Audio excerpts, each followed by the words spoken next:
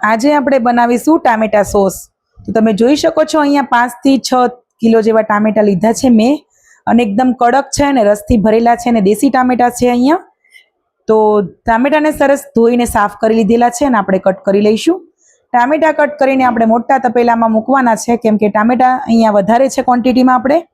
તો મસાલામાં અહીંયા આપણે તજ, લવિંગ અને કાળા મરી લીધા છે। એને આવી રીતે કોઈ પોટલી પણ બનાવી શકો છો તમે કપડામાં। મારી પાસે આવું મોલ્ડ છે જાળીવાળું, તો એમાં હું એડ કરીને આને સરસ ફિક્સ કરી દઈશ। અને એને આપણે ટામેટા જે ઉકળી રહ્યા છે એમાં આપણે મૂકી દેવાનું છે। જો પોટલી બનાવો તો પોટલી પણ આપણે એની અંદર મૂકી દેવાની છે।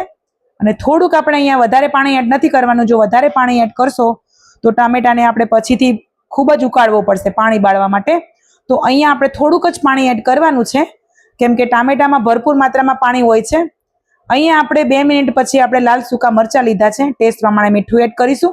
તમે જે પ્રમાણે તીખું ખાતા હોય એ પ્રમાણે મરચાં લેવાના।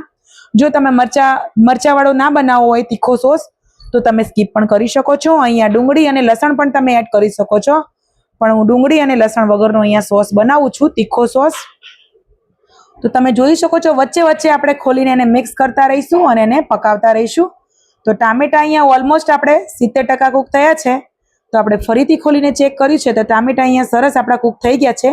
તો એને નીચે ઉતારી લઈશું અને આપણે જે મોલ્ડ મૂક્યું હતું મસાલાનું એ પણ બહાર નીકાળી લઈશું અને આપણે બ્લેન્ડ કરીને આવી રીતે ગળી લઈશું એને ચાળણીમાં। તો સોસની ક્વોન્ટિટી આપણે વધારે છે, તો સેમ આ જ પ્રોસેસથી આપણે તમે થોડો પણ સોસ બનાવીને રેડી કરી શકો છો, પણ મેં અહીંયા વધારે માત્રામાં બનાવ્યો છે, કેમ કે બાળકોને લંચ બોક્સ બનાવતા હોય એમાં પણ ડેલી લઈ જતા હોય છે, તો મેં અહીંયા વધારે જ બનાવ્યો છે। તો હવે આપણે એને ગેસ ચાલુ કરીને ગરમ કરીશું। તમે જે પ્રમાણે ગળ્યું ખાતા હોય એ પ્રમાણે ખાંડ એડ કરવાની છે। મેં અહીંયા 1 કિલો ખાંડ એડ કરી છે। 2 કિલો જેવો સોસ, 2 થી 2.5 કિલો જેવો સોસ આપણો અહીંયા રેડી થયો છે, તો મેં 1 કિલો ખાંડ અહીંયા એડ કરી છે। તમે મિશ્રીનો પાવડર પણ એડ કરી શકો છો। તો ઉકાળીને આપણે ઠંડુ પડે પછી તમે જુઓ આવું સ્ટ્રક્ચર બનીને તૈયાર થાય છે। તો ઘરે આપણે બનાવીએ તો એકદમ ચોખ્ખો અને શુદ્ધ બનીને તૈયાર થાય છે। પ્રિઝર્વેટિવ માટે આપણે અડધો કપ આપણે સિરકો લેવાનો છે, જે આપણે વિનેગર કહીએ છીએ એ। તો આપણે અડધો કપ જ એડ કર્યું છે, વધારે એડ નથી કરવાનું, કેમ કે આપણે એને ફ્રીજમાં પણ રાખવાના છીએ, તો કોઈ જ પ્રોબ્લેમ નથી આવતો। તો મસ્ત મજાનો તીખો અને ગળ્યો સોસ બનીને રેડી થઈ ગયો છે।